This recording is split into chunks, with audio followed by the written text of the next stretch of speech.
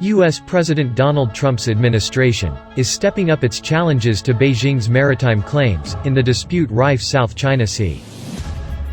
The National Security Advisor of the United States, Robert O'Brien, on Monday assured the Philippines and Vietnam, countries both locked in maritime rows with China, that Washington has their backs and would fight to keep the Indo-Pacific region free and open.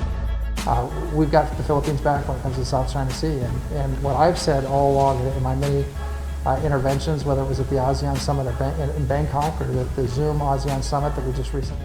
Philippines and Vietnam are among the most vocal regional opponents against Chinese attempts to dominate the South China Sea and its disregard for boundaries outlined in international maritime law. China claims 90% of the resource-rich South China Sea, but Brunei, Malaysia, the Philippines, Taiwan and Vietnam each claim parts of it. Washington has long opposed China's claims, and regularly sends warships through the strategic waterway, to demonstrate freedom of navigation there.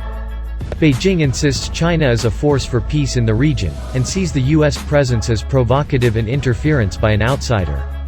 Mr. O'Brien said the U.S. stood with the Philippines, in protecting its offshore resource entitlements. He told officials, those resources belong to the children and grandchildren of the people here.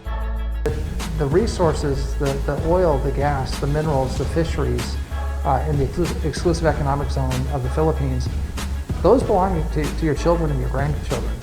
They belong to the people of the Philippines. It's a patrimony of this great country, just the same as it is for Vietnam or Malaysia or Indonesia or the other countries. And we don't want to go back to an era where might makes right, an imperial era where one country, just because it's bigger or stronger, can come take the valuable property of another country. And we've got to stand up against that principle. I think the Philippines and ASEAN have taken a very principled stand, and that is the disputes in the South China Sea have to be handled according to the rule of law, according to international law, according to the UNCLOS, the Convention on the Law of the Sea. And so the Arbitral Tribunal ruled in 2016 that the actions of your neighbor to the north were improper and were not based in international law. And we think that arbitral ruling that was given by an impartial body, international body of jurists, must be respected by all the parties. And so that's what we're calling on China and all other parties in the region to do. So we gave assurances to the Foreign Secretary and to the Executive Secretary, the Cabinet Secretary, that the United States stands with the Philippines, and that's our policy. Well, look, nobody wants a war, and we don't want a war with China. In fact, we want great relations with the people of China, and we've said that all along. The President has said it. I've said it to my Chinese counterparts, and I've said it publicly. We want great relations with China.